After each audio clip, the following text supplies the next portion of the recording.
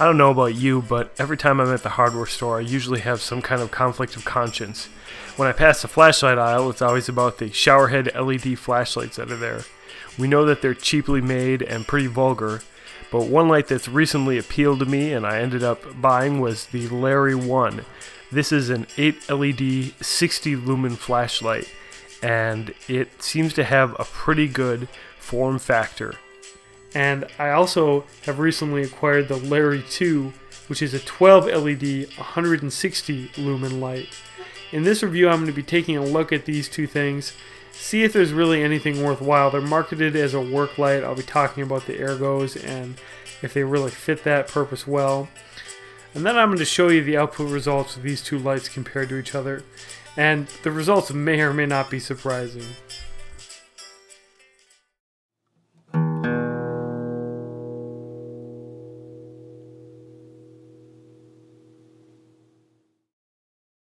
Those of you who know my review style, I typically like to give some background about the company, but in this case, Nebo is pretty much as boring of a company as it gets. It's just a manufacturer of cheap flashlights made in China, and they're just owned by some other conglomerate. The original Larry is an 8 LED 60 lumen output light with the bulbs rated for 110,000 hours of light. The push button switch is on the top of the light, and at the top of the light on the side is a rotating magnetic clip.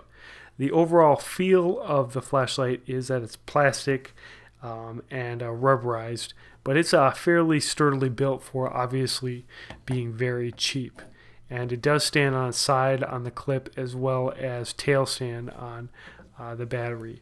The Larry 2 is basically a larger, fatter version, 12 white LEDs, 160 lumens of light. You've got also a class 3 laser on the top of the light, a similar magnetic clip on the side that's plastic. Stupidly, the switch is in front of the flashlight, so you need to basically be intentional about which way you're pointing the flashlight when you turn it on, unlike the original Larry where it's much more intuitive.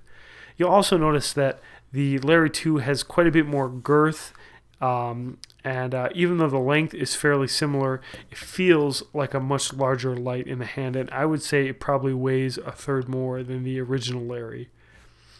Taking out the AAA batteries, which both of these lights share in common, there's 3 AAA batteries in both configurations.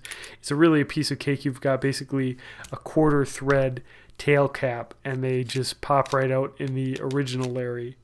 In the Larry 2, however, you have to really work that cap more in order to effectively get those batteries to come out. Engaging the mushy switch on the top of the original Larry is a piece of cake, and it's intuitively placed as far as that goes. In the Larry 2, not only is the light stupidly placed in front of the LEDs, but you also have to cycle through to the actual flashlight. You have to go through the laser pointer to the flashlight. I don't understand why that is the case at all.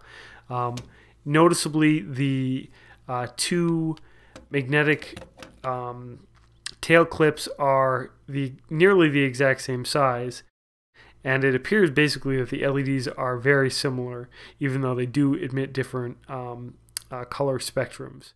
You'll notice that the Larry 2 is also quite a bit thicker, both girth-wise and lengthwise. The idea of the Larry fitting in your pocket for like inspections really works much, much better in the original Larry. In these shots, you'll see what the lights look like in the hood of my truck. This is the Larry original shining down on my filthy Chevy engine, and here is the Larry 2 doing the same duty. They look remarkably similar. Here I am walking to the fuse box in my basement with the Larry 1. It's a good lumen output for that kind of basic situation of complete darkness, maybe even a little bright, but it does its job well enough. And with the Larry 2, you get first, of course, that stupid cycling through the laser pointer, and then a very similar throwy output. And really a very similar overall appearance of brightness. Here's a beam shot of the 60 lumen Larry 1. I did a quick comparison to the medium 85 lumen setting of the S10 Baton, and it fared comparatively enough. And so compared to the Larry 2, the results are pretty surprising. I think that both of these look like they're no more than 60 lumen lights. The Larry 2 arguably, supposedly, purportedly 160 lumens really doesn't look a whole lot different than the original Larry. Both of these lights survived basic drop tests onto concrete, no problem, just getting a little scuffed up, of course, being a slightly rubberized plastic. The only damage that happened to either of the lights was the plastic housing on the original Larry 1 did eventually pop loose, but I was able to just snap it back in. It wasn't actually broken.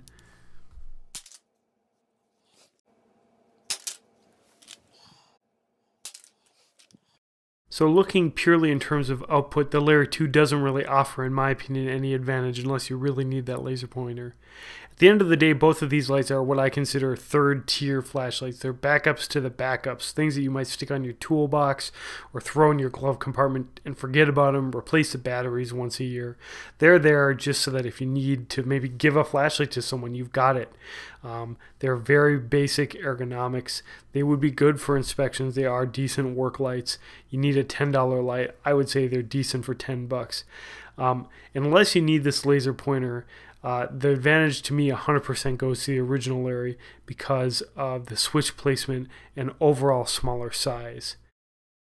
Maybe I've just fallen victim to the proletariat marketing of these flashlights, but to me, for a $10 flashlight, the old shower head style does pretty well in the Larry 1. Alright, it is well below zero outside. I'm just going to toss these things out there. And lo and behold, an hour later, they are working just fine. So they're decently built little guys.